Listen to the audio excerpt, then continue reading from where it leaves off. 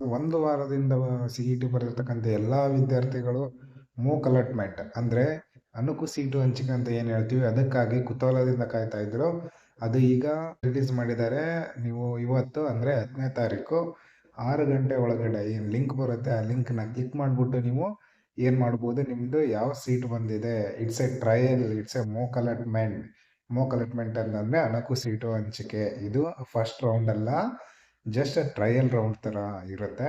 So ಇದರಲ್ಲಿ ನೀವು ಈಗ ಆಲ್ರೆಡಿ ಆಪ್ಷನ್ ಎಂಟ್ರಿನ ಏನು ಮಾಡಿದ್ದೀರಾ ಅದರಲ್ಲಿ ಯಾವ ಕಾಲೇಜ್ ಸಿಗುತ್ತೆ ಅಂತ ಹೇಳ್ಬಿಟ್ಟು ನಿಮಗೆ ಈ ಮೂಕ್ ಅಲಾಟ್ಮೆಂಟಲ್ಲಿ ತಿಳಿಸ್ತಾರೆ.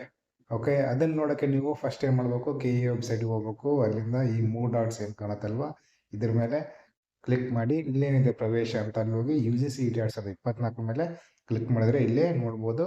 UGCET 2024 ಅಣಕು ಸೀಟು ಹಂಚಿಕೆ ಫಲಿತಾಂಶ 10 ಆಗಸ್ಟ್ 2024 ಸಂಜೆ 6 ಗಂಟೆ ಒಳಗೆ ಪ್ರಕಟವಾಗಲಿದೆ ಅಂತ ಹೇಳಿದ್ದಾರೆ. ಸೊ ಇದು 6 ಗಂಟೆ ಒಳಗೆ ಲಿಂಕ್ ಬರುತ್ತೆ. ಇದ್ರ ಮೇಲ್ಗಡೆ ಬಂದಿರುತ್ತೆ ಲಿಂಕ್, ಇಲ್ಲಿ ಅದನ್ನು ಕ್ಲಿಕ್ ಮಾಡಿಬಿಟ್ಟು ನೀವು ನಿಮಗೆ ಯಾವ ಸೀಟ್ ಬಂದಿದೆ ಅಂತ ಹೇಳ್ಬಿಟ್ಟು ನೋಡ್ಬೋದು.